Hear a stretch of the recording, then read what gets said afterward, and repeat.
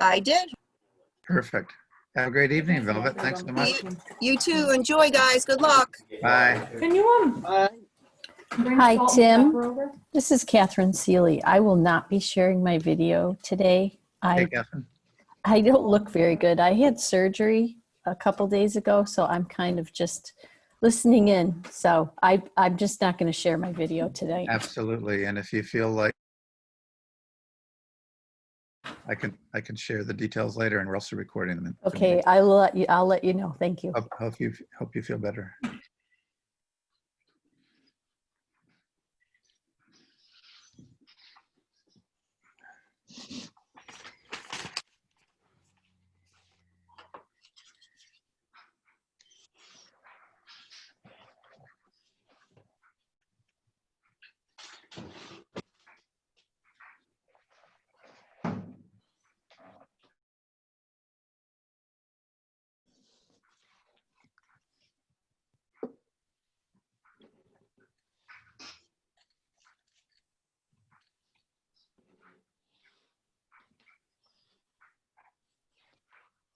Everybody, I'm just still getting organized.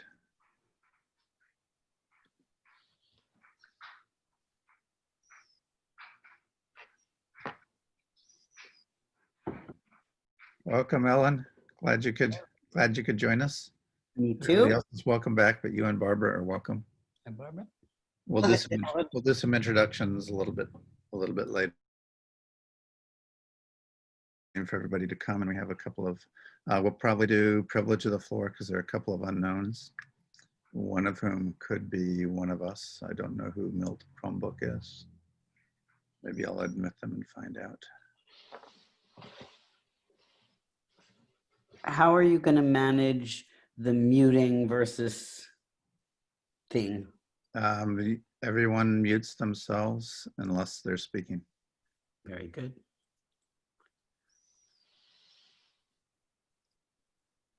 Somebody named Milt Chromebook has joined. Can you please identify yourself? Thanks, so I know whether you're a task force member or not. Milt Chromebook.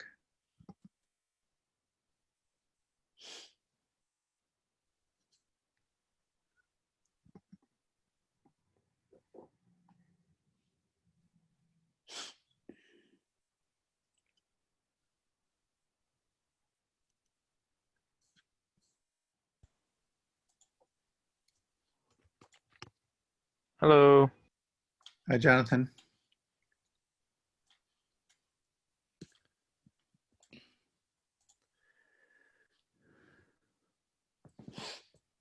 Okay.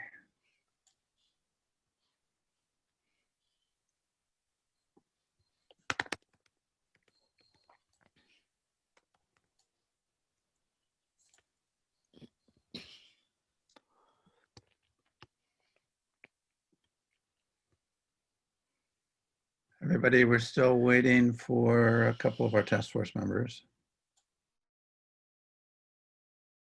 before we start the meeting. Hello, Tim. Yes. Ken Miller here. Oh, good. Hi, Ken. They won't let me use the library, and it didn't work anyway.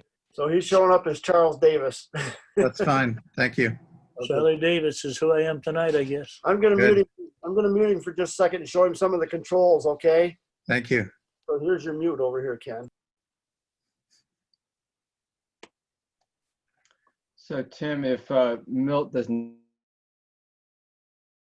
yourself. Milt is identified. Okay, great. Thank Milt you. has identified back channel privately.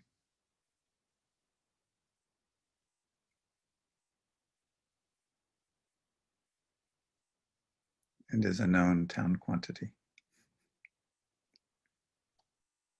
And not a quantity we're allowed to know? I guess that's up to him.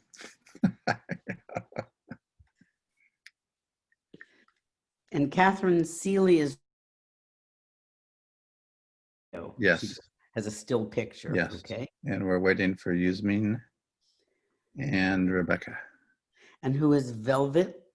Velvet is the assistant to the supervisor. She's recording the meeting. Wonderful. and Jonathan Bates. We'll go through introductions in a minute, Helen. I'll make sure you and Barbara know everybody. Great. I just want to wait just a couple of minutes, if that's okay.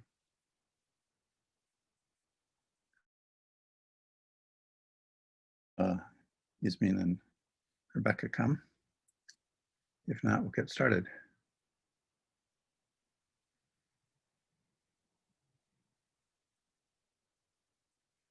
Well, it's 7:05, so I think I will just start. And this is the second meeting of the Land Use and Economic Development Task Force. I hope you're all proud of me for knowing the exact name of the task force today. We had a good meeting last week, and our procedures for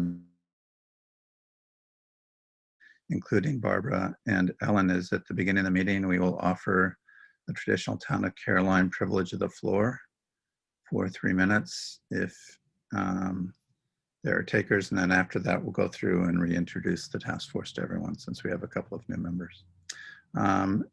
If anyone has joined who is not on the task force who would like to address us in privilege of the floor, it looks like there's only one potential person.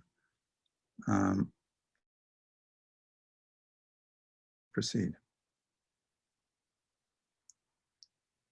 And our private person, Milt Chromebook, has told me that I can identify him as Milt Tam, who many of you know. Okay, it doesn't look like we have a privilege of the floor, so we'll just get going. Tonight we're joined, we're still missing Yasmin and Rebecca. Did Rebecca say, was it tonight she couldn't come? Do you guys remember? That's right. Okay, so it's just Yasmin. Okay, that's good. And after we do introductions, I'll just talk about how when we want to meet next to try to coordinate with her schedule. So since we have two new members, Barbara Lynch and Ellen Harrison, Barbara's on the task force and Ellen is representing the site review, the review board. Maybe we could quickly go around the room and do a new introduction. Start with Barbara Lynch. And you can unmute. So for those of you who weren't here last week, if you should be able to control your mute and your unmute button. Yeah. If you block your video, you then have to ask my permission to turn the video back on. So I recommend you don't block your video unless you're doing something really embarrassing. Can you hear me? Yes. Okay. I'm Barbara Lynch, retired Cornell and Georgia Tech. I taught in city and regional planning at Cornell. We live on Snyder Hill Road. I like to say I'm from the suburbs of West Slaterville. And I have long been interested in land use issues and water use, but have worked mainly in Latin America in the past. So that my professional career has been in Latin America. The town of Caroline, I deeply care about what happens to the town. And I think I'll stop there. And Ellen, maybe you would like to introduce yourself? I'm Ellen Harrison. I live towards the end of Ellis Hollow Road near Route 79. I've been interested, I'm an environmental scientist by background, retired from Cornell about a decade ago. I've been interested in land use issues pretty much all moved to this area. I was on an inland wetlands board in Hamden, Connecticut, and then we first lived in Cayuga Heights and I was on the town board there. I was on the comprehensive plan committee and the town board. And then when I moved to Caroline, I thought I wouldn't do this anymore, but I got roped into being on the review board and then decided I would be the representative on this committee as well. When I was on the town board, we did a rezoning, which was an utter frustration to me. We had a very conservative attorney and he would basically advise us to do nothing at all innovative. So I'm looking forward to working in Caroline, where it's 25 years later, and hopefully we will take a more progressive look at how we want to deal with land use in the town. Great. Welcome, Ellen. Michelle, would you just like to quickly introduce yourself to Barbara and Ellen? Well, I'm Michelle Brown. I live up on a Speed Hill on the very top, and I've been here for about 25 years. And I moved here I'm actually from Endicott, New York, and my grandparents had a farm in Maine, New York, and so I grew up not far from here, but I lived in New Hampshire for like 10 or 15 years. And I guess my experience there, we lived on a lake, and we started a lake association, and I'm just thinking about experience I might have had that's similar to this. And we were able to ban jet skis from our lake. And but it was by organizing people. There hadn't been a lake association there until some friends and I decided to start one, and we were able to I think make some real improvements to the lake. And the Lake Association is still going strong, and it's better than ever. And so anyway, that's the experience I have with sort of organizations, and it's not really land use per se, but anyway. I think everybody listening can relax. I don't think jet skis are on our agenda this year. Yeah, but that was a tough. We had to do a lot of research just about like the area and the geology, and that was kind of the basis for getting them banned, for the noise. Right. So it wasn't just like, hey, we don't like these things. We did some serious research, and were able to come up with an actual reason, that wasn't just based on emotion. So, great. Anyway. Catherine, do you want to open your mic and just say hello, or if you're still there and okay? Yes. Hi, I'm Catherine. So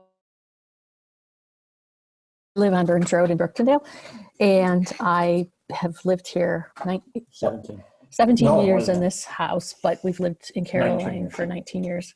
I work at Cornell. I'm interested in joining this because I think our town needs to grow in a positive direction, and it has become a more popular place to live.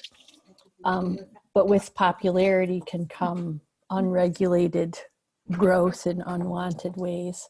So I just figured I volunteer some time.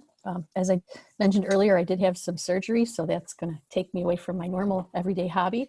So having a little bit of time, I can give it back to the town. And we really appreciate you joining us tonight, especially. Barbara Knuth. Hi, I'm Barbara Knuth. I have lived in the town of Caroline for over 30 years. My two daughters were born here and grew up. My husband and I both work at Cornell, and I am interested in seeing the town of Caroline thrive and have a successful and productive and environmentally responsible and socially responsible future. So that's why I am on this task force. Ken, would you like to quickly introduce yourself to Barbara and Ellen under the rubric of being Charles Davis? Can you hear me? Yes, yes. Now you can hear me. Okay. Ken Miller, been in Caroline for over 40 years. Started out working on a farm with Howard Conklin. Grew up on a dairy farm. I graduated from Cortland State. Spent time in the Marine Corps, and I like some of the views that I have over there on the farm around Landon and Lounsbury Road. And I'm hoping that we can do something positive, because I have some land to sell, and that's probably the only way I'll be able to keep my farm. So that's me. Thanks. Jonathan Bates. Jonathan. Yeah, hi. Sorry I can't do my video. We're we're out in the country, as many of you are, but we don't have good service, so I don't have my video, but I can say a few words. I live on Creamery Road. I'm currently renting a farm with some friends, and but I'm very interested in staying in town because I have family here, and my background is I have lots of backgrounds, but the one that's relevant to this work is I have been doing design work mainly for residential landscapes for the last 15 years, but I very much am interested in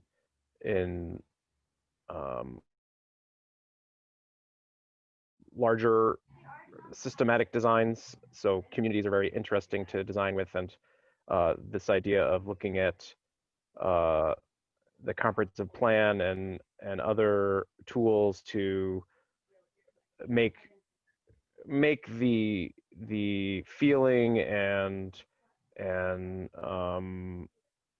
kind of experience and community more ecological and vibrant for people and the environment. I think good design is key.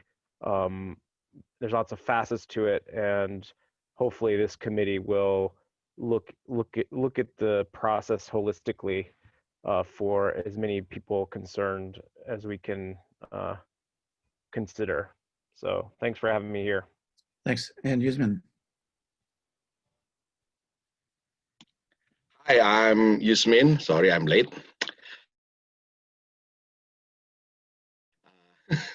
I live at a midline road, and I have some education in city and regional planning from Cornell. So I love to see this town have a land use plan and economic development. And I hope I can learn to be farm because I love to grow something. Thank you. We're also joined by Greg Colucci, who's been retained by the town of Caroline as a part-time planner to assist this task force. Greg, would you like to just say hello to hello, good evening. My name is Greg Colucci. Just a little brief background just about myself. I grew up in Ithaca, just off Snyder Hill, right over in the town of Ithaca. There I went to Caroline Elementary, and a number of you had mentioned CASP last time, and I was part of that program from kindergarten through 5th grade, and so I wonder if I overlapped with some of your children, but I've been away from the community for about 10 years and just moved back last summer from Colorado, where I spent the time out there earning an advanced degree in urban regional planning. And I currently work for Cayuga County and doing planning up there with towns and villages and then more regional type work. And I live in Trumansburg, so I do not live in Caroline, but I bike through Caroline a lot, and I had a lot of friends who grew up in Caroline, and I used to go up to Creamery Road. I had a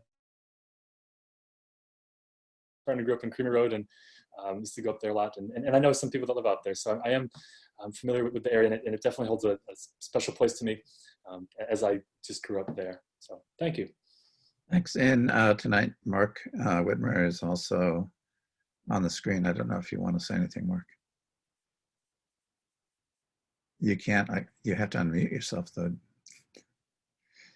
Haven't you done enough of these Zoom meetings that you should know? I'm always on the other end. So anyway, hi, everybody. Thank you, everybody, for participating in this important work that is a consequence of the very hard work over the last 6 years on the comprehensive plan, which is very exciting to see coming to fruition. So thanks, everybody, and I'm just a fly on the wall tonight, and happy to join in if needed, but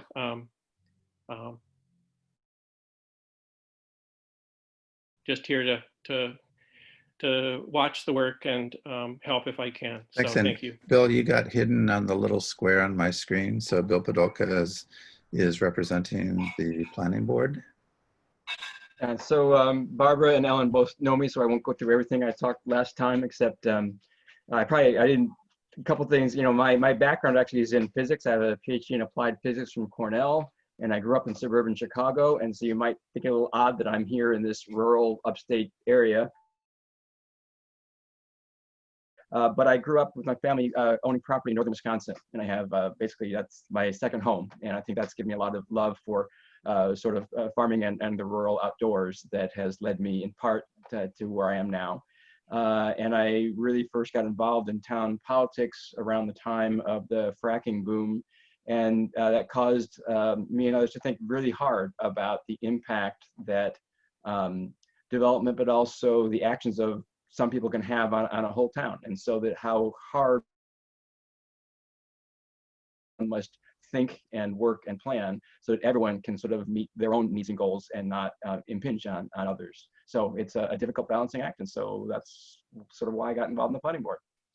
Thanks. So after our meeting last week, Greg and I put our heads together and circulated to you a number of readings that we thought would be helpful, just so that everyone has roughly the same vocabulary in terms of some of the pressure points that the town board charged this task force with investigating, in particular, formula business restrictions, economic impact review, design and site plan review, and we also provided you with a listing of pertinent town of Caroline laws. I thought what we could do tonight, I'd like to just open it up and get anybody's immediate feedback, especially in relationship perhaps to the town laws, which we can go into more in the following meeting. And but before I wanted to this, and I thought we could work systematically through some of these discussion of just some of these topics. I was wondering, since Rebecca said she can't come on the third Monday of the month, if you all might be willing to meet again next Monday, and then we'd meet every other week and be on a rotation that she'd be able to meet. Would everybody be able and willing to do that? I know 3 weeks in a row, quite a slog. It'll also really give us a chance to jumpstart what we're doing. Anyone can't meet next Monday? And I'll take silence as a yes, that you can. Can you hear me now? Yes. I've never been to one of your meetings, obviously, so I don't know if everybody's introducing themselves or saying anything, or just special people are. Well, we were just having the members of the task force introduce each other to themselves, but Milt, since you're the only non-task force person with us tonight, would you like to introduce yourself? But I wasn't really prepared, so it'll be a little rambling, but but I am interested in land use. We have 175 acres here on Fire Tower Road, so there's, and we are at the point of thinking about our land, and also our neighbor, actually, I guess the land trust just acquired 150 acres right next to us, and I have sort of mixed thoughts about the way they do their land. Well, we're very glad to have you, so thanks for joining us tonight. So in any case, we do have some interesting projects here, and then we have 25 acres of pollinators that I guess USDA is going to put in next year on our land. So that might be of interest in terms of what can be done with land. Basically, we're converting hayfield to pollinators, and maybe other people in the town would be interested in seeing it once it's done, I guess. Great. Well, that'll be very, very helpful. So if it's okay, I'd like to move on since we have a big agenda tonight. Okay, sure. Okay. And so I thought maybe just to open things up, if any of you have thoughts about what we distributed and or the agenda for tonight, and or suggestions about the agenda.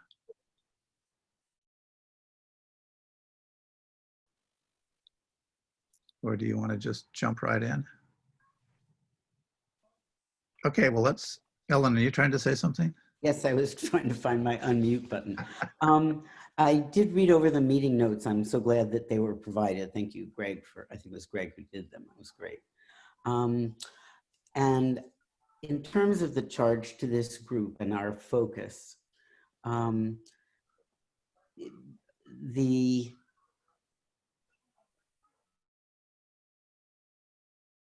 it seems as though we're going to try to focus on some fairly short-term achievable goals.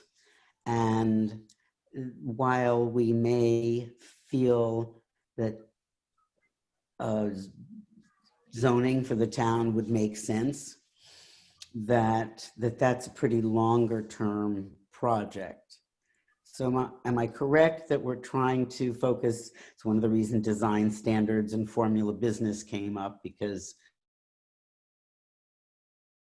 they're fairly contained units that might be achievable. It would just help me to know the sort of scope that we're trying to work the on. town board based its charge on recommendations pending in the revised comprehensive plan. And the charge does include zoning. We had a discussion last week acknowledging that any detailed zoning recommendation, of course, would be longer term, but it doesn't seem to me, at least personally, that the discussion of zoning or even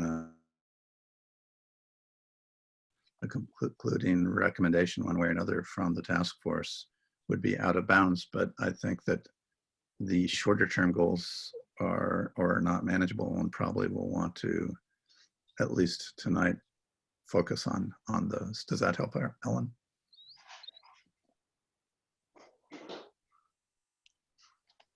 Thank you. Okay, well, shall we? Yes. I'm not sure I quite understand the operation here. Is there a flag or something that's supposed to go up if you wanted to speak, so that you're not interrupting somebody else, or you just yes, mute yourself? when you push participants. Now I'm trying to find it on my. There. On the bottom of screen, you can find participant and click participant. And there should be, although it's not coming up on mine right now. Tim, as host, you see something different than the rest of us. So there should be a blue. Maybe So just go to the bottom and then see participants menu and click the menu. They're on a menu over to the side. Yeah. And then you can see the side on the right side, all the name of the people. Okay. And then if you wanna raise hand, just go to the bottom. There is a raise hand menu and you can click. I see it over there now. Bottom right, yeah. But Ken, we're small enough that if that's not working, just wave and you're right. I'll see you. Well, okay, one of the things that about all that reading in 1 week with my schedule, I didn't get through too much of it. I did have a question last week about a disclosure document in the right to farm laws that is in Caroline's right to farm laws, so that Bill or the town board can look that up, and they'll see that the code enforcement officer, when he makes a permit out, if they're near agriculture, which is almost every place, they need to sign a disclosure thing. I believe also that real estate people are to do similar. Have that disclosure, so that if they're selling some property near a farm or whatever, that they're supposed to do the same thing. And who makes up that rule, I don't know, but at least the town has a rule that the code enforcement person takes care of that. So we need to alert them. And it's actually not an agreement that's signed. It's an addendum that goes with a building permit, but that is a town law. Yeah, and for me, maybe second and fourth Mondays are pretty good. Good. So maybe if it might just make sense for us just to systematically walk through some of these topics and see how things fall out, given the fact that we have been able to do some reading. And we apologize if they appeared to be too much. We did try to keep them manageable. But maybe we could just begin by turning first to formula business restrictions, which is something that is featured in the revised comprehensive plan. By the way, the hearing for that is going to be next Thursday at 7 o'clock on Zoom, and I'd encourage all of you to join the hearing. I think it could be important.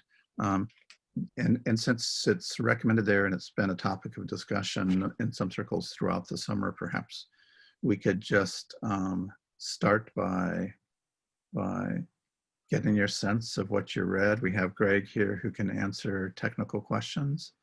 If any of you have thoughts to begin with, I'd rather not do all the talking.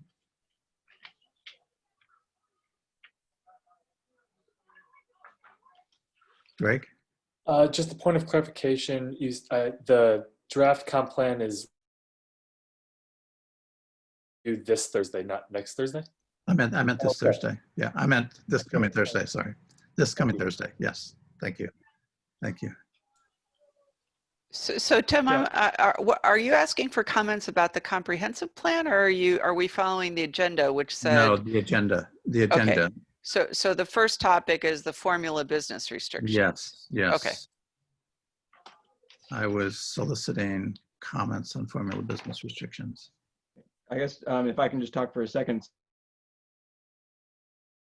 I will say that having now read about big box retailers, franchise architecture, and formula businesses, I'm a little bit more confused than I was before because now I know too much. But maybe Greg could talk briefly. You know, I know that formula business restrictions can stand apart from a zoning situation, or they can appear in a town that has zoning. Either, I don't know if that would be in the zoning law or it would be a separate component that's somehow overlaid. But maybe if you could just talk probably fairly briefly about the interaction between zoning and formula advocacy and enforcement and court cases or anything about what works best. Sure. Yeah, thanks, Bill.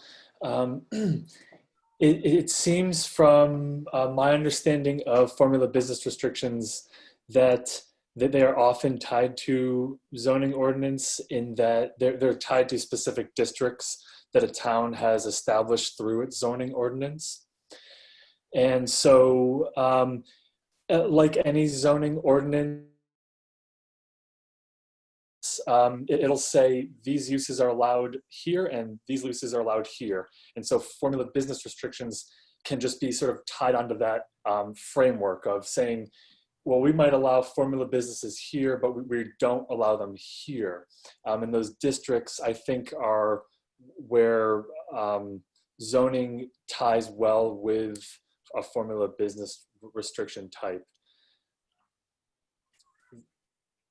And in terms of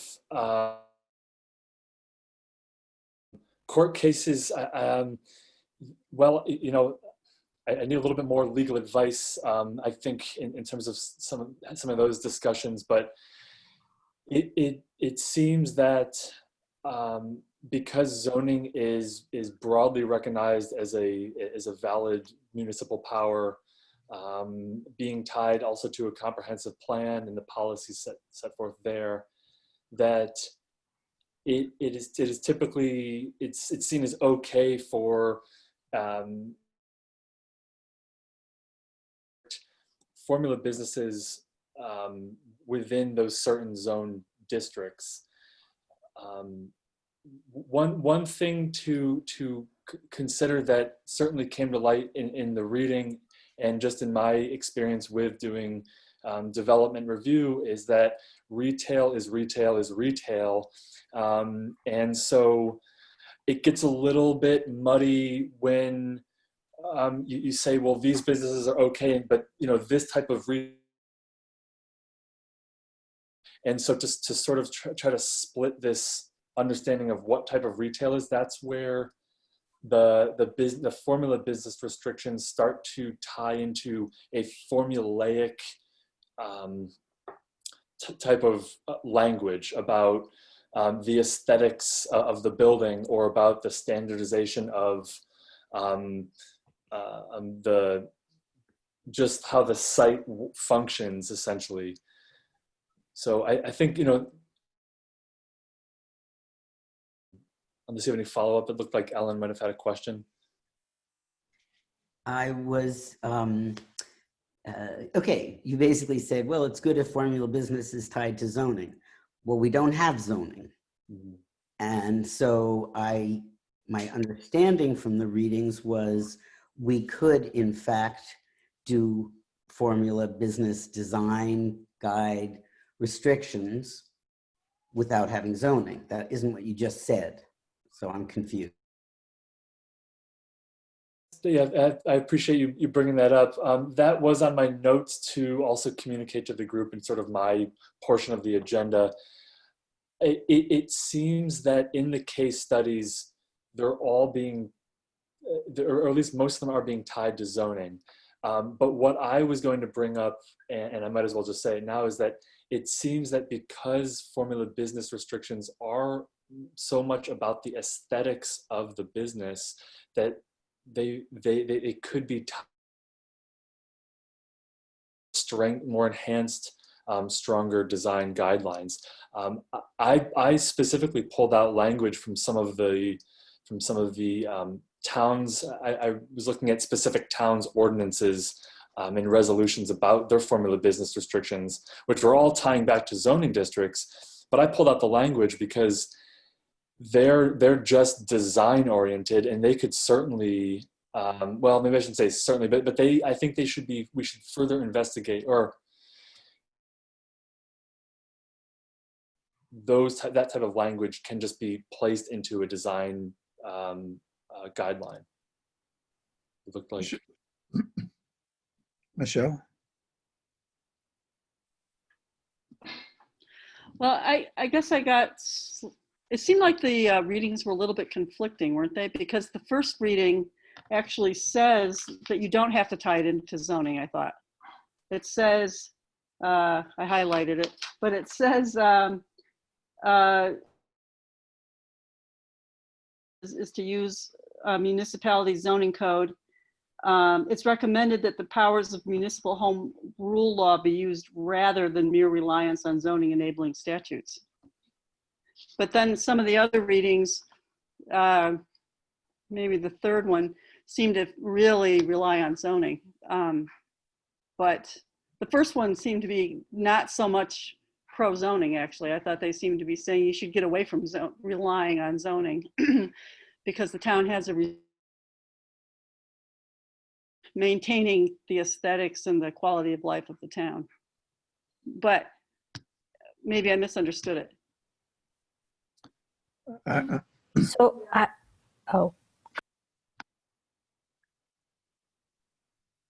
Ellen? actually, it's Catherine. When you're done, Tim, I just have a Sure, Catherine, go ahead. observation. Okay. So I too was intrigued by the definitions of the big box, the franchises, and you know, I definitely don't think there's a place for Walmart in an area like this, but whatever, that's neither here nor there. But as I read through all of those, almost all, I didn't get to the very last reading you sent, which probably is important, but I just didn't get to it. So one of the things I took away was that you need to develop a set of regulations, basically. And I kind of read through it twice, and it was like regulations that are size, impact, scalability, reuse, profit, impact, positive, negative, to community, to environment, all the things. I kept trying to go back to the comprehensive plan and try to keep relating it to that. And I think I need to read the comprehensive plan even more. So So besides that, besides developing on what the comprehensive plan wants the town to do, Caroline, we have to do a few things like based on that first, the definitions of those three business structures, like what is a big box for Caroline?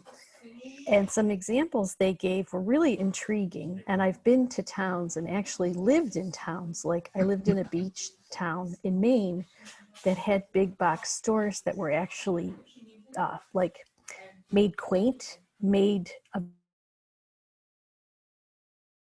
which harkens to what I understood Greg saying, like the formula businesses, like how pretty the signage is, how does it fit into the landscape, et cetera, et cetera. But then going back to what Ellen Harrison said, is all of this seems to need to be predeceased, or its predecessor, sorry, needs to be some sort of zoning law or ordinance. And when I got what I map and a set of zoning regulations.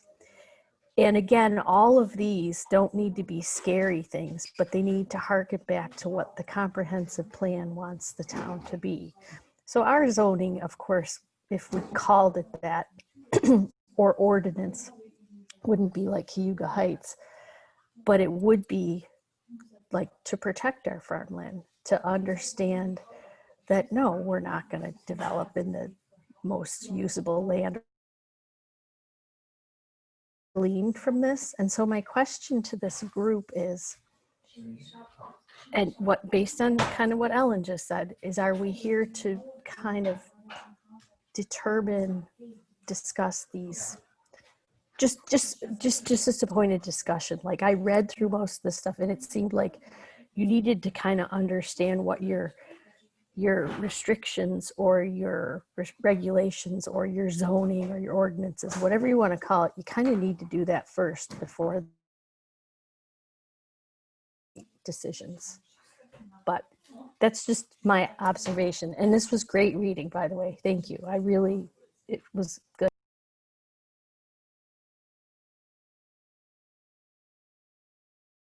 Sorry, I muted myself, Ellen. Things. One is somebody was unmuted and we were hearing a lot of banging around. So I don't know who that was, but I hope they fear themselves out. Oh, you know what? It's because I'm sitting on. Oh, okay, so it was just while you were talking, that's fine. I thought it was happening other times. That's fine. I can't move. Sorry. Don't worry about it. Don't worry about it. I thought it was a constant.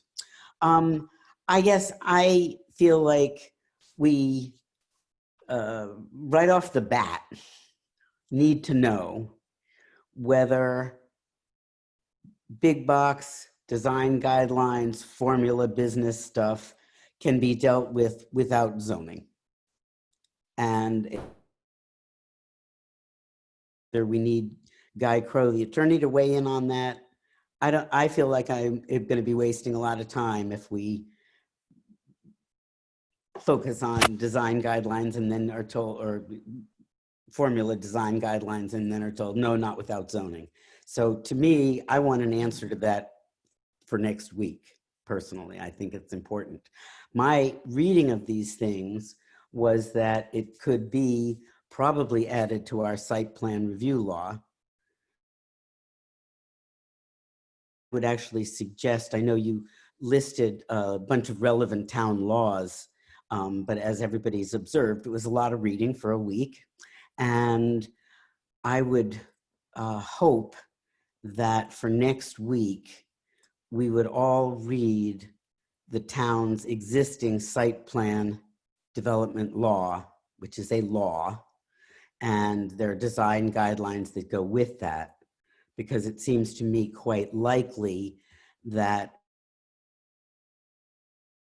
adding to that law or relating, I don't know exactly, again, how Guy Crow might advise us to do it, but if we're going to adopt formula business rules, I think we can do it without zoning, and I don't want to hold it up for zoning because I think that's going to be a long time. That's my 2 cents. Do you mind if I comment on that, or Barbara, maybe you go and then I can comment on both, or?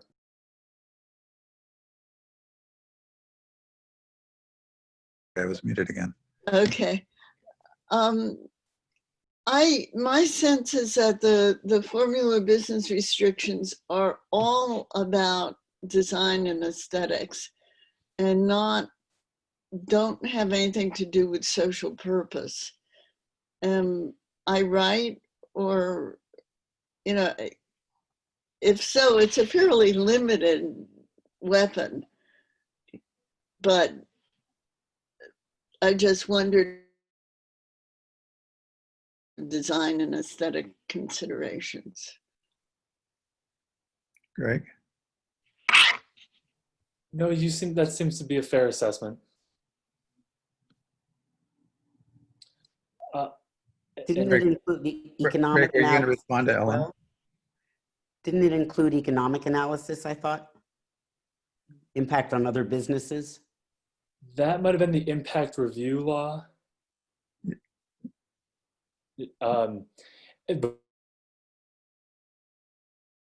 That question that you raised of can design guidelines specifically for these formula businesses or big box, can they be used without zoning? That was the very first question that I had when I was starting this kind of research here.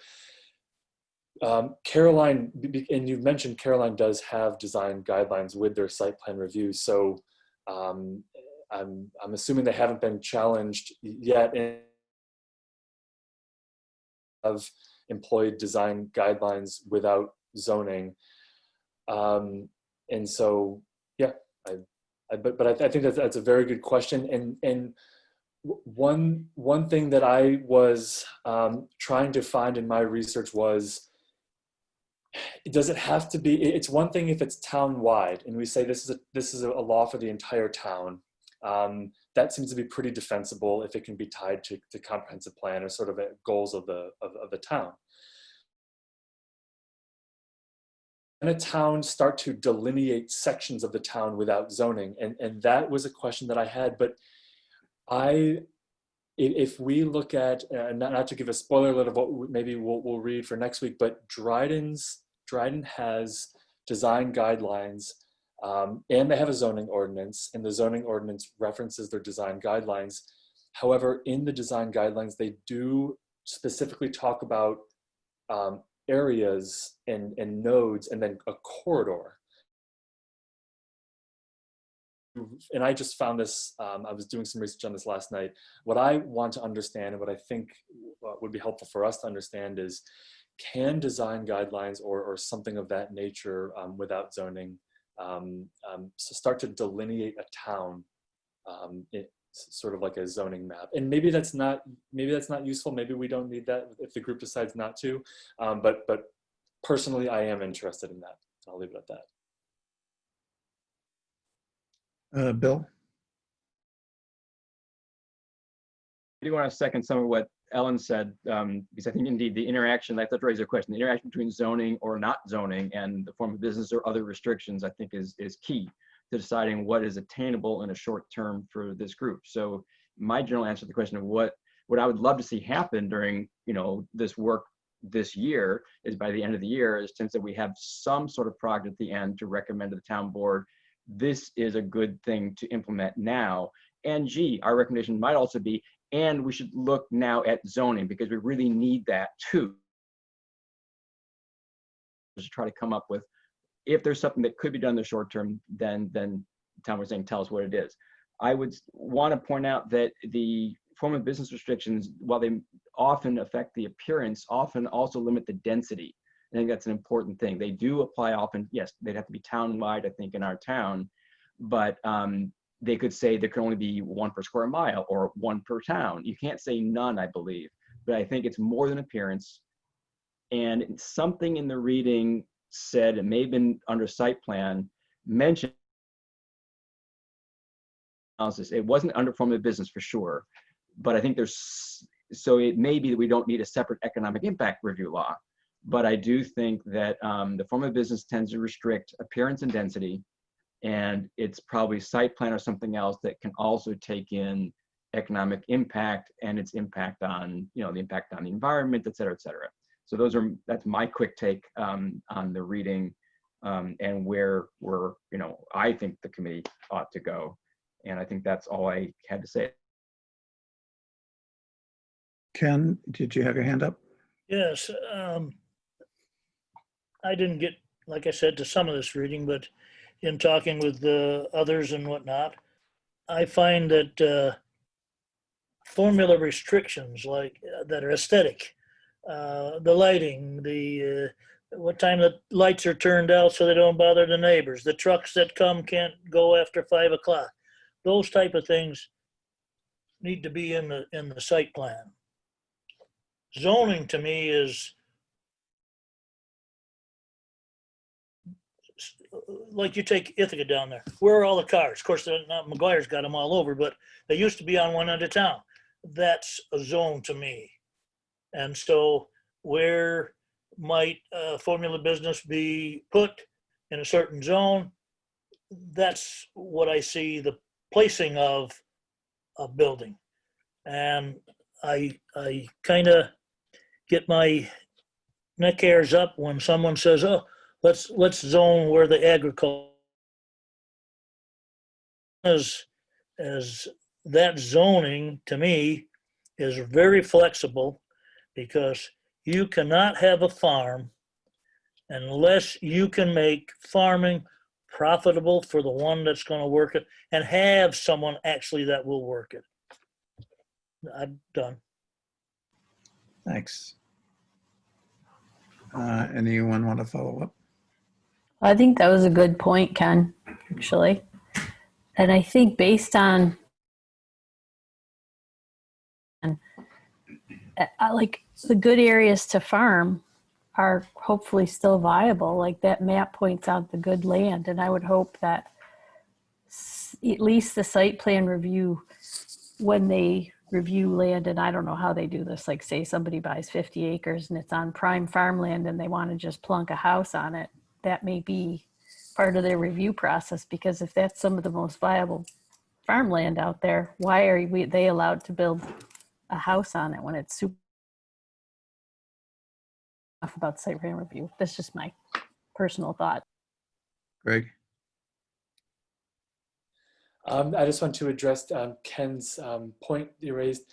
So in terms of putting some certain aesthetics or design aspects about lighting and the actual design of the building into design guidelines versus zoning, they can be done in both manners. The previous municipality that I worked for did not have any design. Were all within the zoning ordinance. It was a very big zoning ordinance. It was for a much larger municipality. And that's often the case with, and I was working for a city. And that is the case for cities often, is they might sort of put it all into one.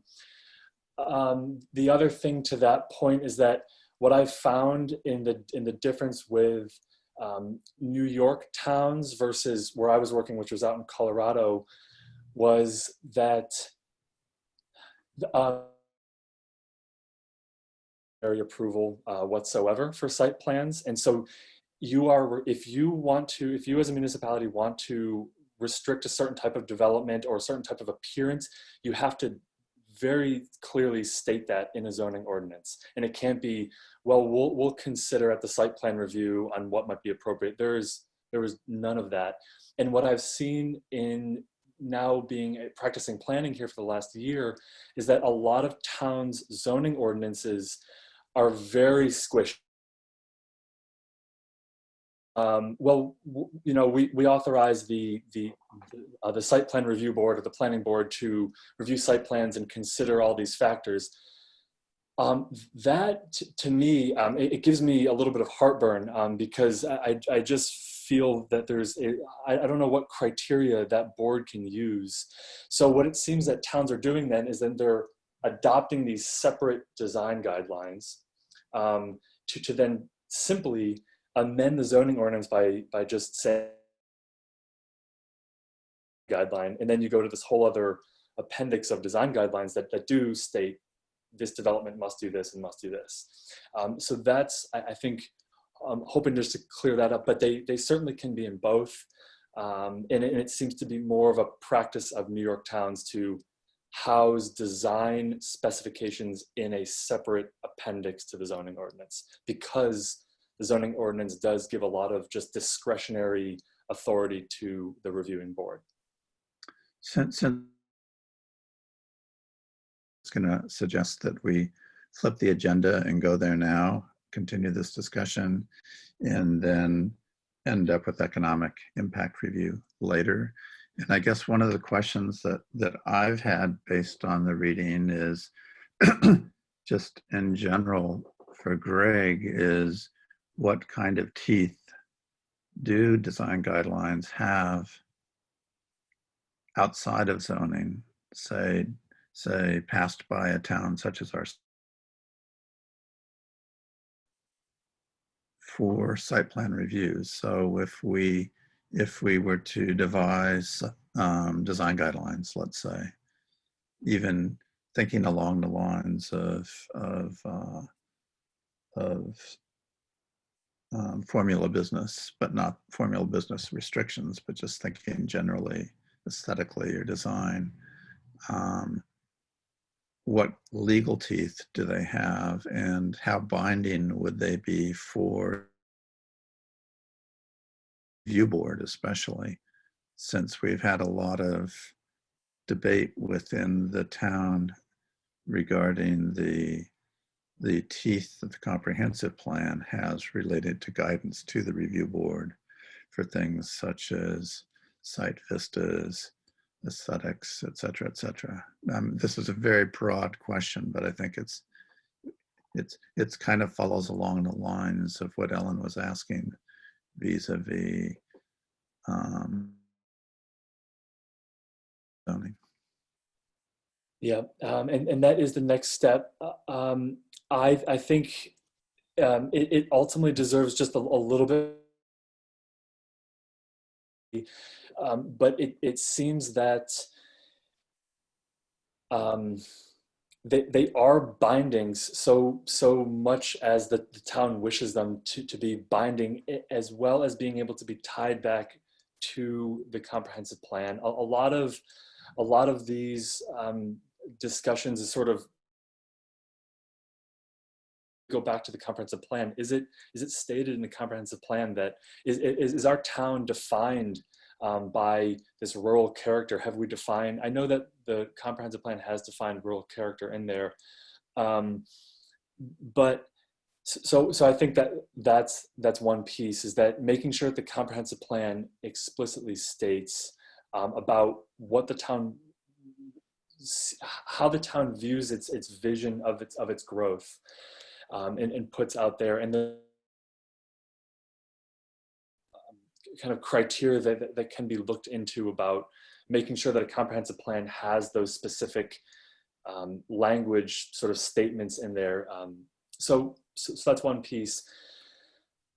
The other thing, and as I alluded to this earlier with Ellen's point, in following up with Ellen's point, is that what I want to fully understand is that, can design guidelines break up a town into areas, or town law? It has a little bit more, it's a little bit easier to defend. Again, retail is retail, or commercial of this size is commercial of that size. It doesn't matter if it's a business from out of state that's a formula business, or a business that's in town. A side note is that to be sure, or to understand that if there are restrictions town-wide, on certain commercial businesses, then they are going to apply to local business. So that's one thing, but I'm sure everyone is generally aware of that.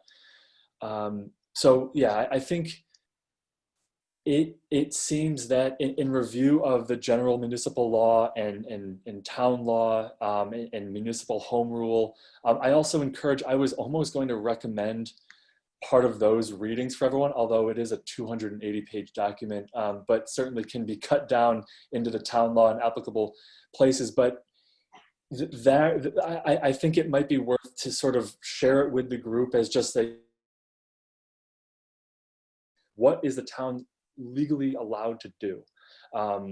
And in understanding that, one, it has to tie back to the comprehensive plan or the town plan. And yeah, I think that it seems that the town can propose some pretty strict guidelines based on certain types of uses. And so just to reiterate, my question is just, is it locational? It seems that Dryden is doing it. They're specifically calling out. I guess my question is why we would need at this point to get that specific.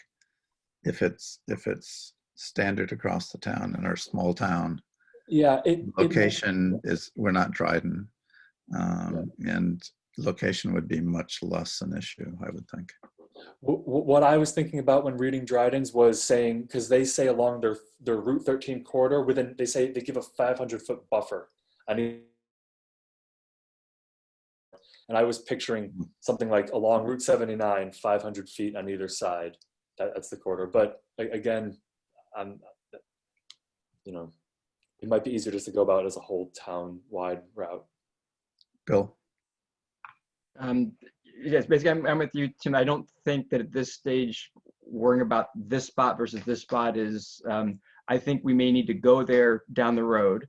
But I think that that doesn't mean, because Greg, you brought the point that there's going to,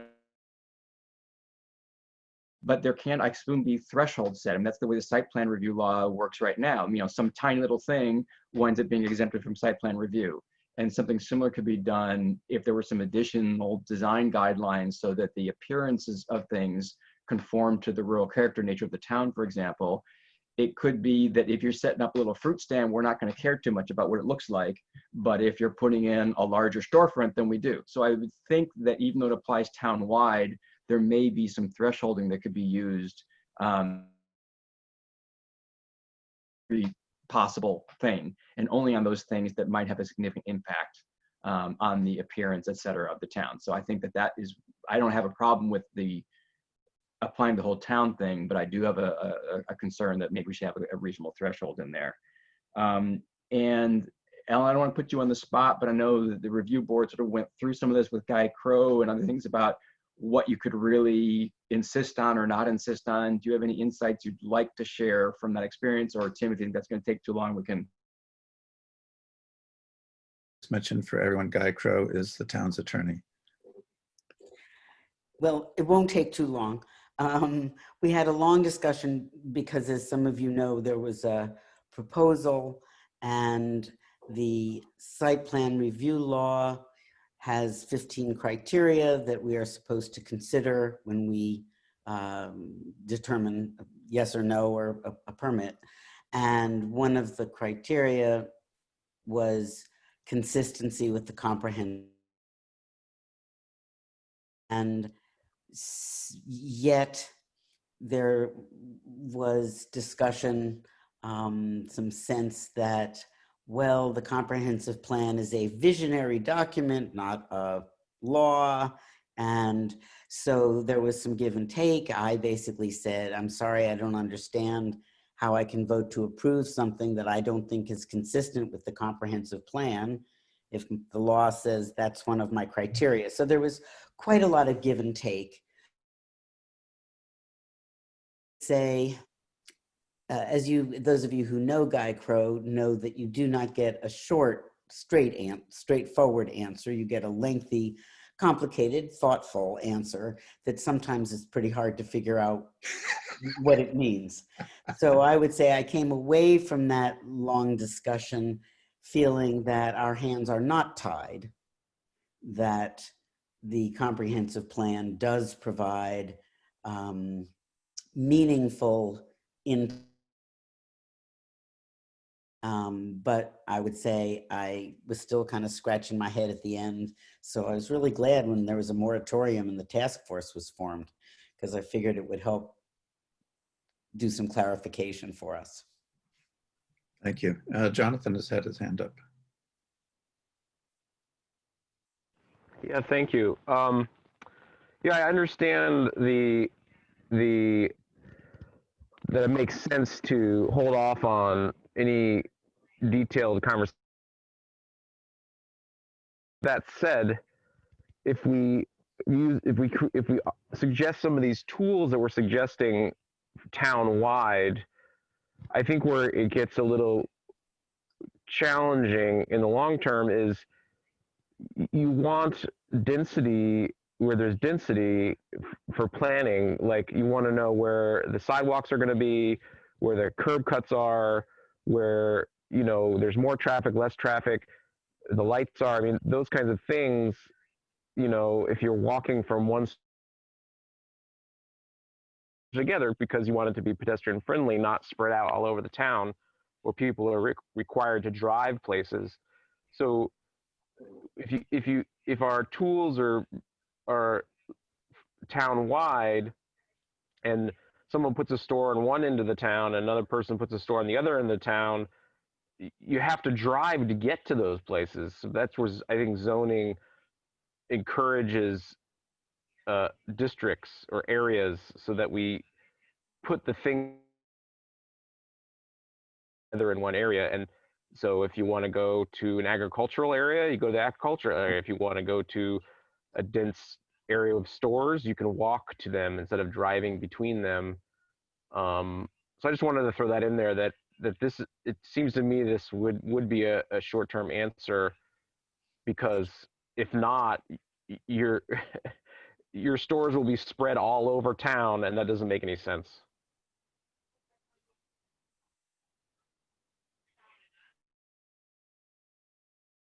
Anyone else have thoughts on design?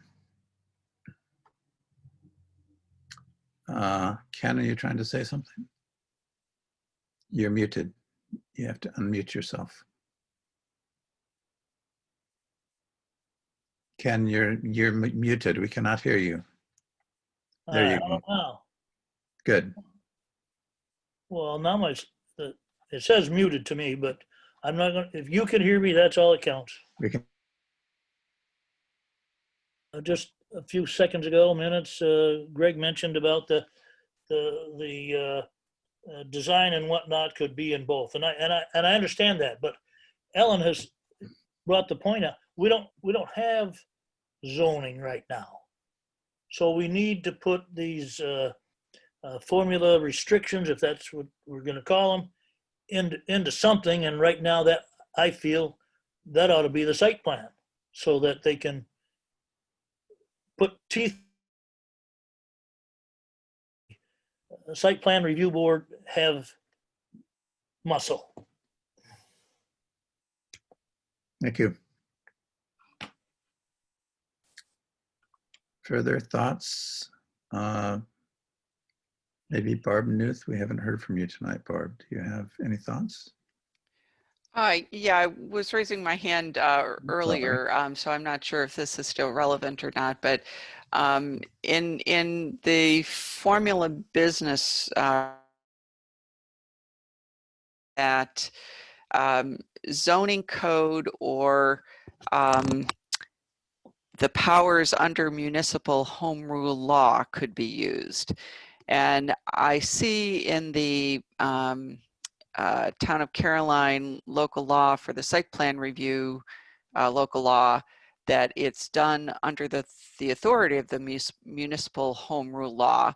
But I wonder if there is anything else under the municipal home rule law that we should be an additional or different mechanism, you know, different than zoning.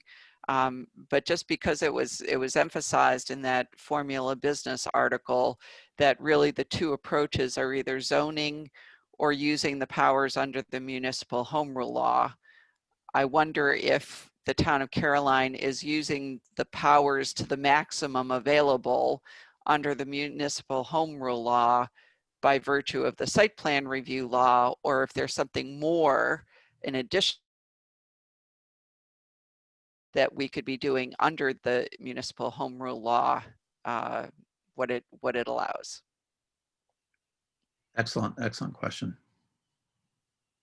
And I don't know the answer to that. That's where I'm looking to somebody who's more knowledgeable than I am. Ellen? And I don't really know the difference between the two. I feel like I should for all I've done, but I don't. Is there somebody who can help us understand what those distinctions are? What is the home rule law? Yeah, so it does seem that zoning can be adopted through an ordinance and then as well as a local law. I have put in an ask to the Director of Planning for Dryden because they have a zoning law. They don't have a zoning ordinance. In fact, interestingly, they converted their zoning ordinance into a law. And so I don't know why. And in my research, what it seems the difference involved in a zoning ordinance versus a local law, that there's more of a public process for a zoning ordinance with the creation of a zoning commission for starters, and then certain public hearings along the way.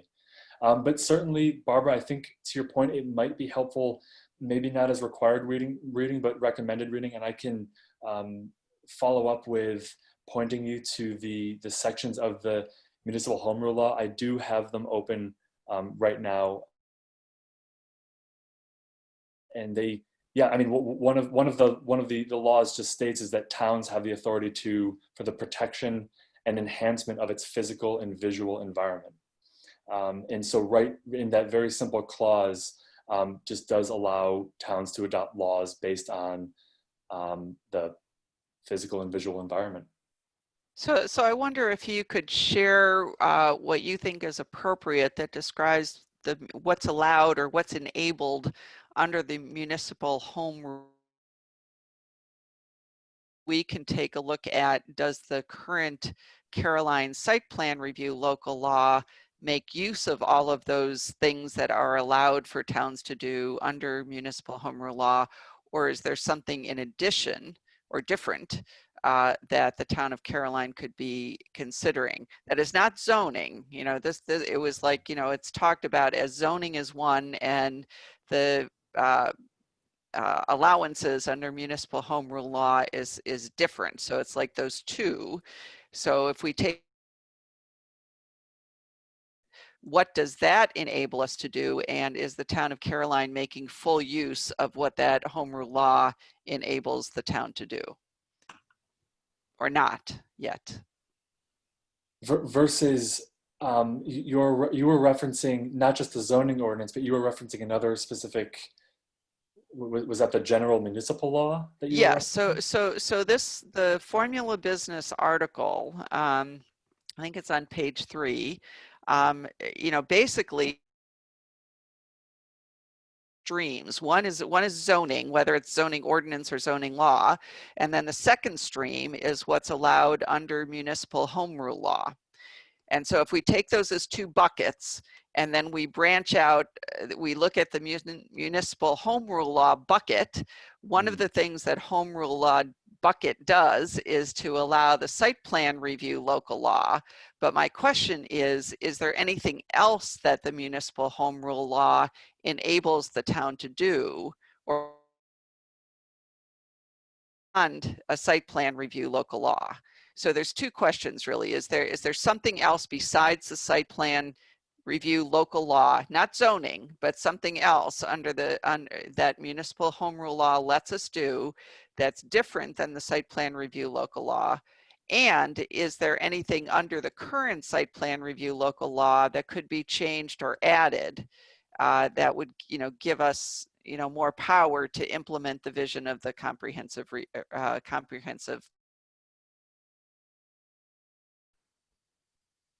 Okay. Yeah, I think it warrants just a little bit more research. I hope you weren't expecting sort of an answer No, no, no, no. I'm thinking that this is something that, you know, Yeah. somebody needs to gather some information to give to the group so that we can all, you know, kind of understand what the possibilities might be by reading something. Yes. Yeah, and this even goes back to my where the readings that I've done just it seems to me that site plan review should get a lot of anchorage from the comprehensive plan. And I think the question that I had is very similar to Barb's. The comprehensive plan, of course, would be done, it's not a law, but it's done within the purview of home rule, right? It's like the philosophical basis of any subsequent home rule. So I think it'd really be interesting to pursue. Yeah, just a quick comment. So I think that I think Greg or someone should look at municipal home rule law. I agree. My gut sense is that what it does is has language that enables essentially land use regulation by the town.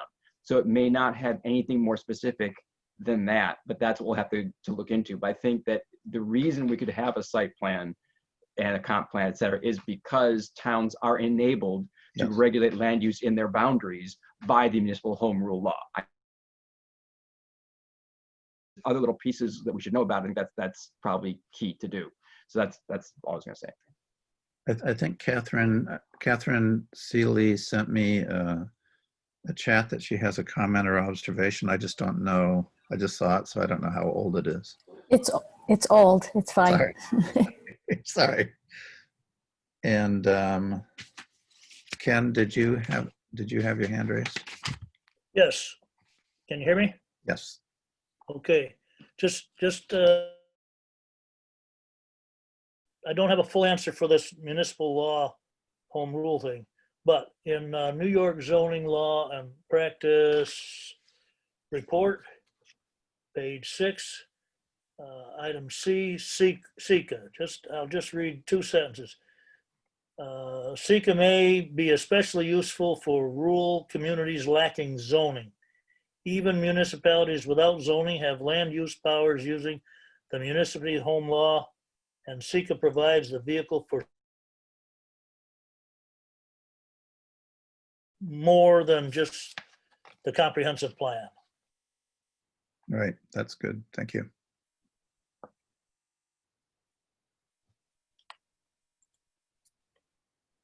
Further thoughts? What's Sika? Oh boy.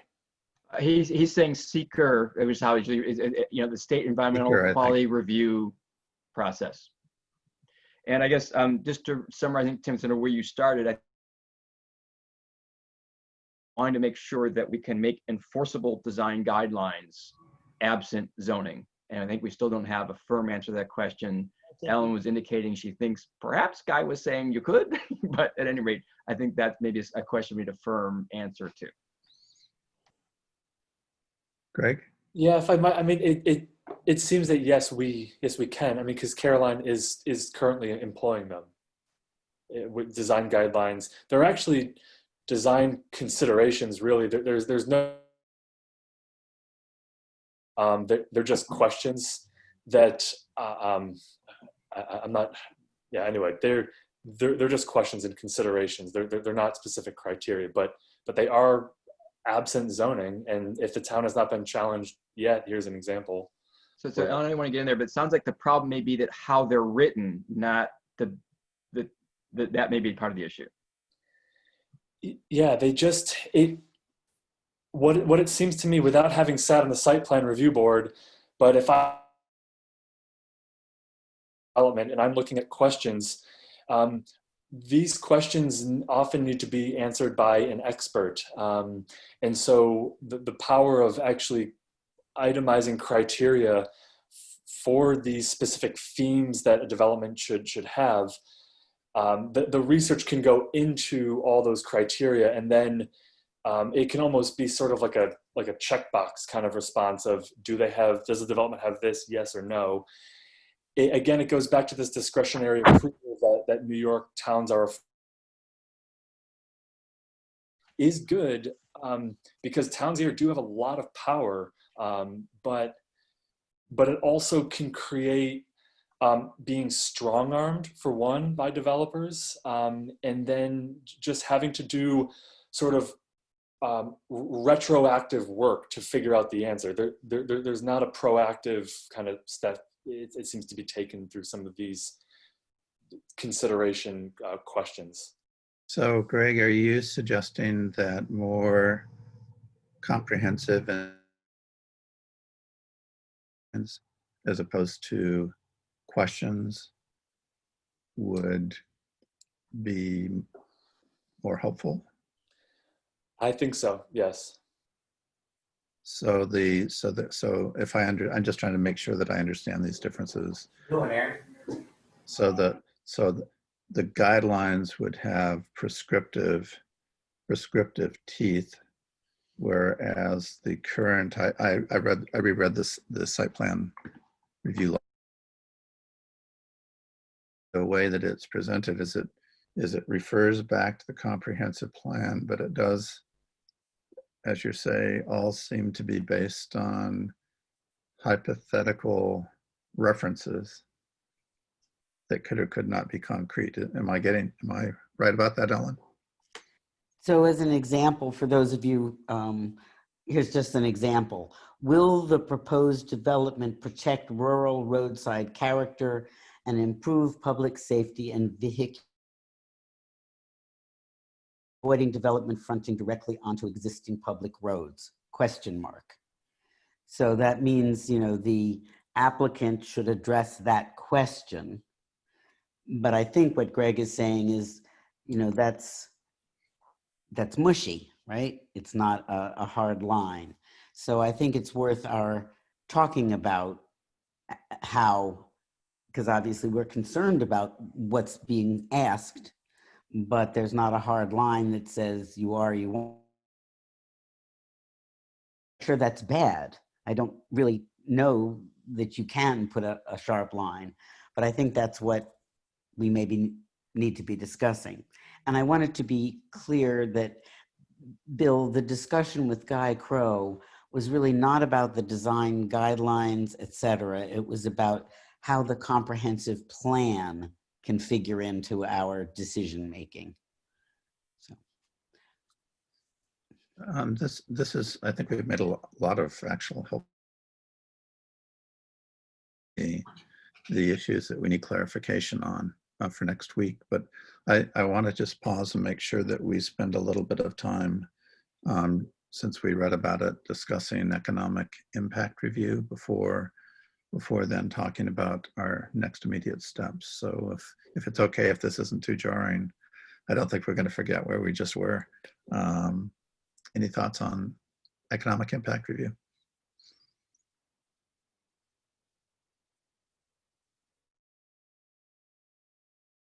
I read it. I mean, as I read the information and the little bit of research that I've looked into, this does appear to me to be a tool that's perhaps more applicable, if not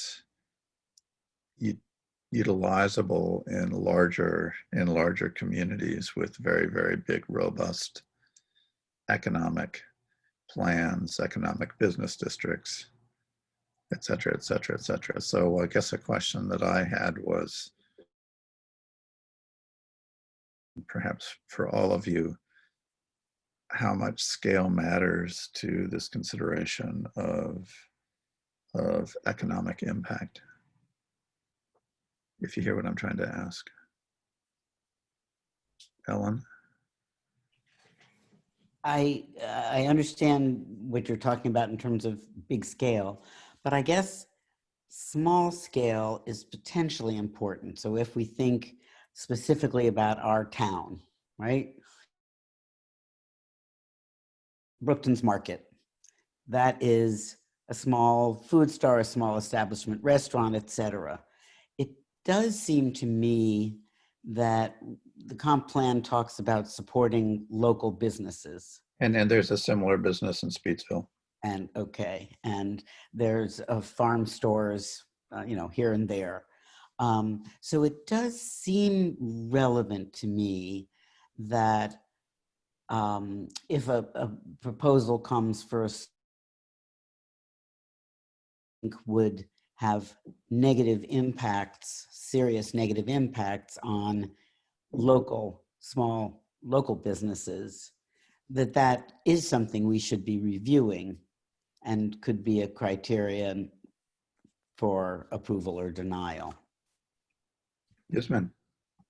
Yeah, Stacy Michelle, actually, the person who wrote the economic impact review, suggesting if a retail store larger than or any activities that generate traffic like 500 cars per day, then we can start to have economic impact review. And according to my visual observation along the road 79 is like really, really big pressure, and then maybe we should start to initiate the economic impact review based on Stacy Michelle suggestion.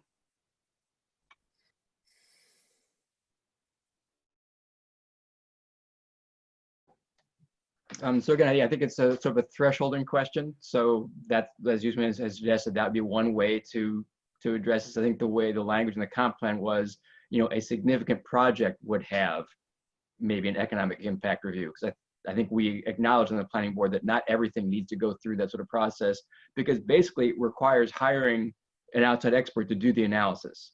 And so, that's not something that one wants to require, again, every mom and pop to do. But I think the extent to which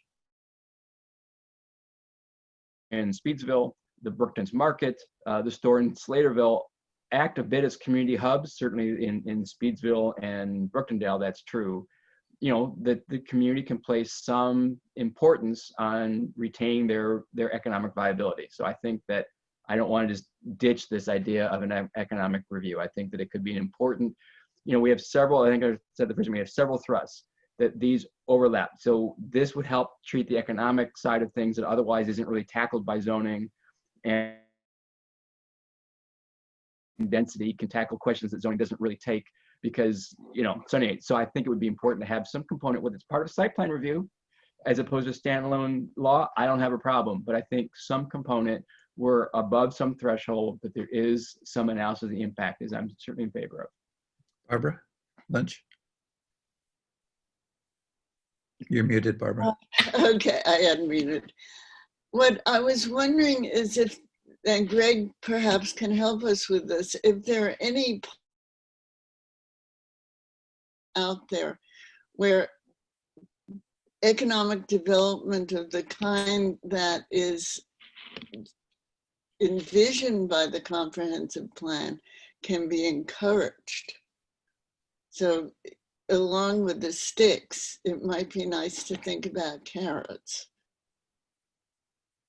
Yeah, I actually, to go on what Barbara just said, I was thinking about that too. Like, you talk about the bigger stores, but the smaller little enterprises.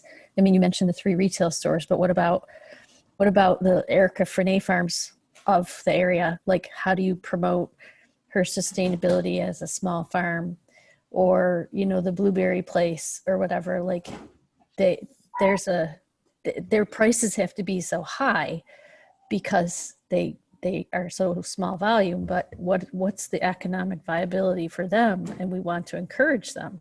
So is there anything, and if I read the plan correctly, we want to promote small businesses that are sustainable within our town. So Greg, yeah, I put that up.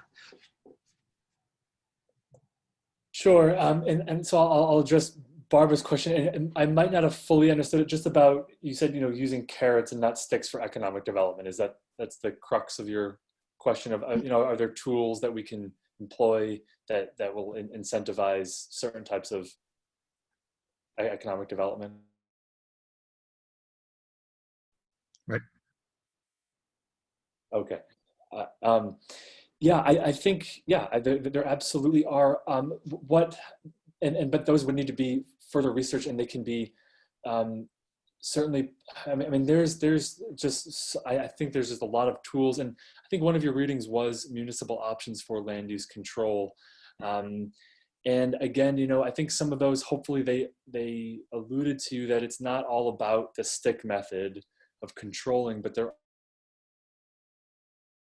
are some types of controls that are to be used as incentives. I think there was one in there, and I might have read this on elsewhere, but it was about, no, it wasn't in that reading, never mind. It's about transfer of development rights, and I don't know if anybody has come across, okay, so I'm seeing some nodding heads about maybe people have looked into I those. noticed that as one. Yeah, so though, you know, there are tools like that that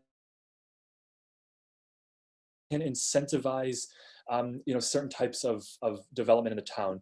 And for those of you who just briefly don't know what transfer of development rights are, it's essentially that someone could essentially sell off some of their rights of their property to a receiving property. So there's transferring property. You could be a transferring property to a receiving property through some sort of mechanisms. And so yeah, I think there are certain carrots that can be further researched. And yeah, and then getting down to Catherine, your point that, yeah, I think that just goes hand in hand with that. A number of these businesses, though, that I think you referenced, unless I'm wrong, are protected under the ag and markets law. In fact, as we were talking, I do have some friends out there who own a farm on, I want to say, Creamery and it's the road leading to Shindagen anyway, but yeah, that's Erica's place. Okay, I didn't know about that. Well, I think that, anyway, but they're protected under an ag and markets law. But I'm wondering, how can we further help their business out? And I guess I'll just leave it at that. There are definitely other techniques that I think, you know, certainly should be looked into. So, oh, okay. So just I feel like I'm talking way too much this meeting, but just a couple of quick comments, because the planning board did look a little bit at this, but a lot more to learn. But the transfer of development rights from the reading really works in a zoning context, because you transfer the development right to a place that couldn't develop because maybe it's already too developed according to the zoning plan, and it lets you essentially go, you know, avoid that zoning restriction. So in our town, I don't think that's a great, until we have zoning, it wouldn't necessarily work. And Ken and I have talked about this as well. Unfortunately, a lot of times what the town might want to do to favor, say, a farm or whatever, is really restricted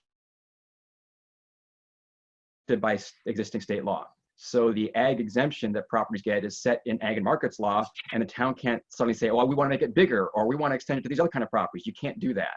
But there is the ability to put sort of easements on property, and that's sort of where we stalled out, didn't get further in. And I think we need some more input from the town lawyer on what, you know, normally tax policy is used to incentivize things, right? Municipalities give tax breaks to bring business in. What towns in Caroline can do is, in New York can do, is fairly restricted, and a lot of this at the state level. And there must be something they can do. I don't know what all it is, but a lot of the things that we said, gee, wouldn't it be great to do X, it turned out you can't. And so I'd like to know more what we can do in terms of carrots. I think it's a great way to go, but I think we may have limited options. Thank you for that, Bill. This is Catherine again. I had a lot of notes written down on that TDR, and I was intrigued by it. And I came back, my last bullet was like, but I think you need some sort of zoning for this. And so that is interesting. And I would, yeah, anyway, it's unfortunate that it is so restricted, because when you read that, it seems like it could be an answer to many problems with this overtaxed, people can't afford to pay the taxes on these beautiful pieces of property, but then you're restricted. So that's unfortunate. But thank you for answering the question I was going to ask. And as a quick follow-up, and then I really will be quiet. One thing the comp plan does call for, and it may be sort of subtle and not the obvious there, is it talks about conservation easements, because those, while there's, we all know about the Finger Lakes land trusts, et cetera, it is possible for the town to grant conservation easements. I don't know exactly much detail about that, but for an example, that is one way the town could encourage open space or something. It has to be a very generic thing, and I don't know much about it, but I'm saying that there are things we can do. So I don't want to leave the picture, oh, there's nothing we can do. That is one thing I know the town could do, but I don't know a lot about it. So this is a really, I'm sorry to get sidetracked. So that was one of my about, it was on page 8. Like, so if this is if you can make this a huge piece of property a conservation easement, can it still be farmed though? Like, can it be protected and still farmed? Was my question. Okay. Oh, okay. Yes. And in fact, the Finger Lakes Land Trust has partnered with some farming conservation easements in the town. So there's both protection, and the protection helped preserve the farm. Ellen Harris? The nature of conservation easements is that they are a binding agreement by the landowner with whoever is going to hold that easement. It could be the town, and it is often the Finger Lakes Land Trust. I'm in the process now of putting a conservation easement on my land with the land trust. And basically you negotiate what would be allowed on different portions of your land. So part of my land would be, can't touch it. Part of my land would be, you could cut trees. Part of my land would be, you could have agricultural use. So it's not a cookie cutter thing. It's something that is agreed upon. And in the state has a program of purchasing development rights on farms, specifically with the idea of maintaining them as potentially viable farms.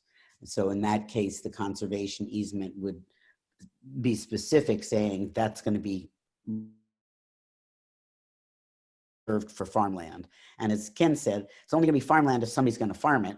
But this is a way to make sure that the land base, if it's particularly good agricultural land, stays open for agriculture.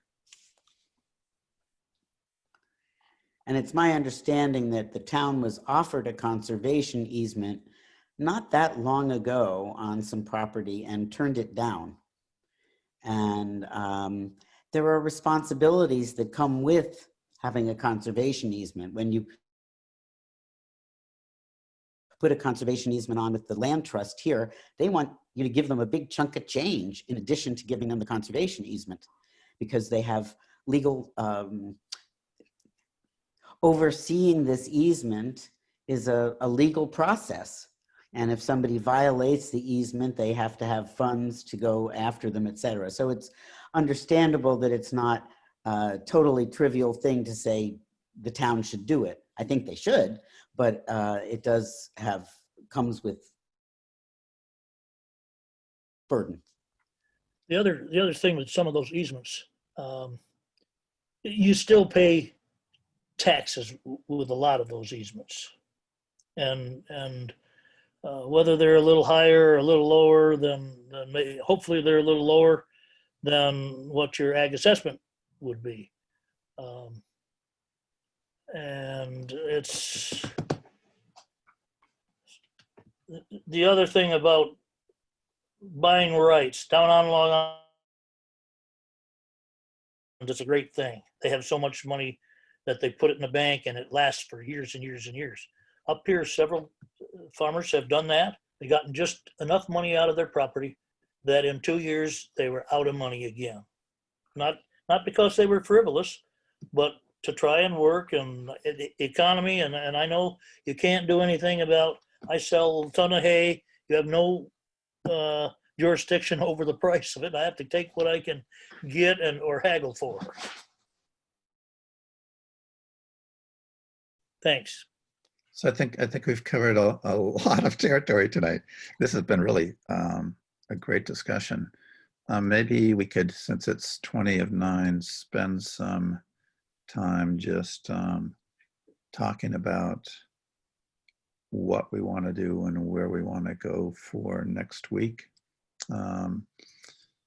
My hope is that by after next week, we might be at a stage where we could start talking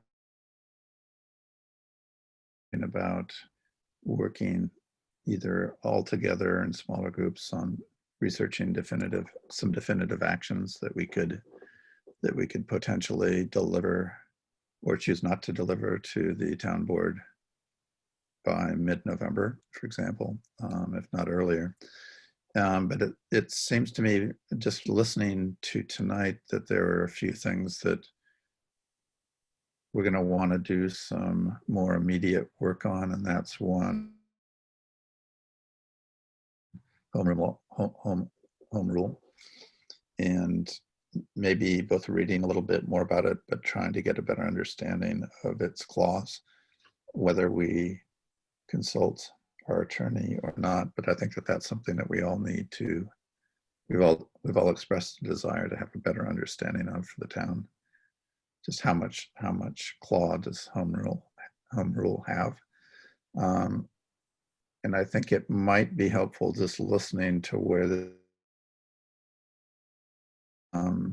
if I'm hearing it correctly, to perhaps take Greg's suggestion and read, say, Danby's and Dryden's design guidelines, just so we can have an understanding of what a couple of other neighbors have done in a more specific way, so we can at least understand what it might mean to think about developing something like that. And the other question is how we might go about doing further research on, let's call it small scale or home rule formula business, some kind of formula business, or whether what we are thinking about in relationship to formula business could happen vis-a-vis design guidelines. But looking at some of these design guidelines might help us imagine the appropriateness of that. Does this sound, am I hearing what's happening properly? Al, do you have your hand up? Michelle, you're on mute. No, Ellen? I think you're going in a good direction. I would ask Greg if he's familiar with Danby and Dryden. Do they address formula business? Do they address the big box question in their guidelines? Will we learn? Not specifically, but they, well, actually, Dryden does, yeah, a little bit. You'll see. So Dryden, Dryden's fresh on my mind. I just read it last night. It does talk about national brands. Yeah. One other question that I had just as an amateur, and it's something that caught my attention reading our site plan review law, is we have a threshold of 10,000 square feet for kicking in a lot of review process. I found myself wondering why it's not 9,000 square feet, for example, and whether, I don't know the background of this. I mean, Mark might know how that happened or why that, whether that's just an arbitrary number and whether that's not something we might want to think about, because that could be a very simple way of adjusting to the realities of our local business situations, because we know the relative size of our current businesses and what the town is comfortable with. So that I don't know, Greg, if so this is Catherine. So I had a question on that too. Find number in there. Is it unreasonable, and maybe this is a silly question to ask, that Caroline defines our own formula business? You know, what we, based on, you know, like a minimum and a maximum maybe formula business. So it doesn't include the small farm stands or whatever, as mentioned before, but yeah, like what's the magic 10,000 square foot number? And maybe we have our own special number because we're Caroline. I don't know. Just a question. Sorry. Sorry. Yeah, Yes, I think no, please. Stacy Missile, wrote that standard based on just experience. Because if you compare with the first reading, also like the threshold is vary. You can have 100,000 square feet and so on and so on. So case by case actually. So I agree with you, Catherine. We can define our own threshold. It's up to us. Because Stacy Missile actually, write an article to business. So yeah, definitely we can define our own threshold. And of course, any threshold is open to appeal for an adjustment in a particular case. I happen to have a conversation with Dan, who wrote the article about formula business. He's an attorney in Buffalo who does a lot of work in state and national law, and it was really interesting. It is just so different from what I'm accustomed to from our town attorney. And he basically said, under home rule, you can do anything you want. He says, you guys, you could pass a law restricting, just hypothetically, he is just talking, give me an example. He said, you could pass a law restricting any further commercial business development in the town of Caroline without, he said, you can do that. It's no big deal. He said, you can do almost anything. And I, for me, that was just extremely helpful to hear, because it was kind of empowering that, I mean, those of you who have dealt with our attorney, it's always a little bit of this and a little bit of that, but we don't really want to do that. So it seems to me that it would be worthwhile for us to look into, again, further the teeth of home rule. One of the things I just came to mind was about the economics here. I'll let Ken go first. Yeah. Sorry, Bill, I didn't realize you were going to talk. Can I finish? Yeah, please. Okay. Early on, I think it was Mr. Bates said that we want to have things, what we make up wants to fit and take in as many people, economics as possible. And I think we have to keep, in the economy part, we have to keep in mind, and I'm just going to have-nots. There are people that have no computers, aren't able to do certain things, are lower economic. And then there are those that got 5 computers, and I don't have one that I can use to see you guys, so I'm borrowing one tonight. That's how it is. So I understand a little bit about that people of lower economy have certain kinds of restrictions on themselves, whether it be not a job, keep their car going, etc. Thank you.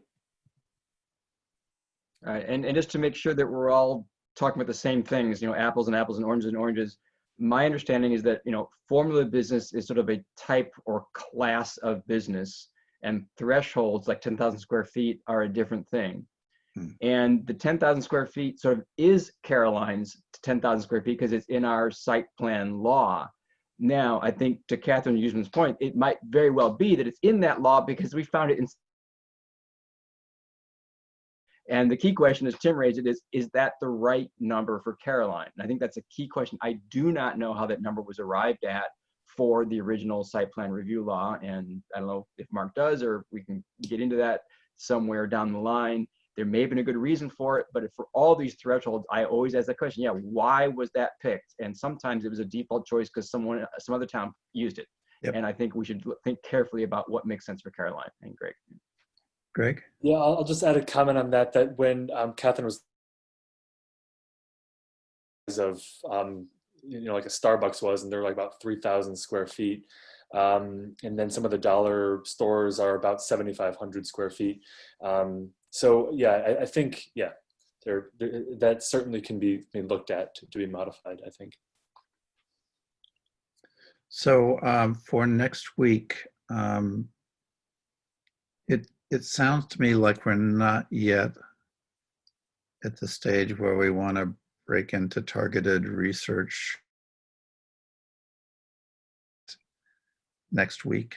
So I think what we'll do is, based upon the conversations, Greg and I will put together some more background readings for everybody. And we'll certainly want to look at the Dryden and Danby design laws, right? And then hopefully, I mean, I'm just trying to keep us moving forward because we're under a short time frame. I mean, ideally, next week, we're going to find ourselves in a position of being really I hope to move forward with investigating 2 or 3 different options, perhaps in smaller groups. We might choose to, given the urgency, meet weekly. That's just a huge, heavy ask, but it's something we can talk about next week if we're worried about the short time frame. I mean, we have about 5 or 6 weeks to do it. So if we meet every other week, that's not going to give us that much chops. But I'll just float that out there. It's something that I think I would be willing to do because I really want to go back to the town board having accomplished something with this. We have an incredible group, and the questions that everybody's asking are just so helpful and so informative. And I feel really to be doing this with you. So is that a good game plan just for next week with everybody? And I'll let. I have a question, Tim. Yes. We're working under the guise of the draft comprehensive plan. Is that correct? Or are we Yes. working on 206? No, the current, the revised, with the just I kind of summarize what I understand to be our charge, and our charge is from the town board is to investigate and research practical options that the town board could utilize upon the passing of the revised comprehensive plan. And so we're working on the assumption that the revised comprehensive plan, publicly heard on Thursday, will be revised short-term by the planning board, which I think is a fair assumption. And then what happens is it goes to the town board has another hearing, and then probably a vote after that. So what we're simply trying to do is line up some ducks in advance to facilitate the town board, and also because the town board just doesn't have the wherewithal to do this work. And it's also understands, in addition to trying to pass a new comprehensive plan, we're also about to undertake what could end up being one of the most difficult budget seasons in recent history. So having concrete suggestions, if not detailed recommendations from this task force, will really be helpful to the town board, which is why we're here. Does that help? So with it's together tomorrow, give you some more homework because we all enjoy doing it. And then we'll get together next week and see if we can make some tracks. And I'll let Rebecca know that that's what we're going to do. Everybody good? Thanks so much. Yeah. Maybe some of you will join me for game 2 of the Stanley Cup Finals.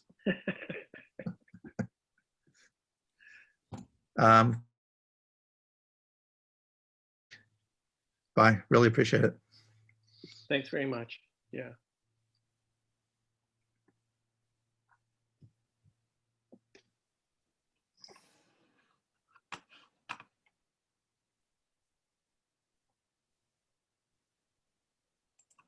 Bye, Mark.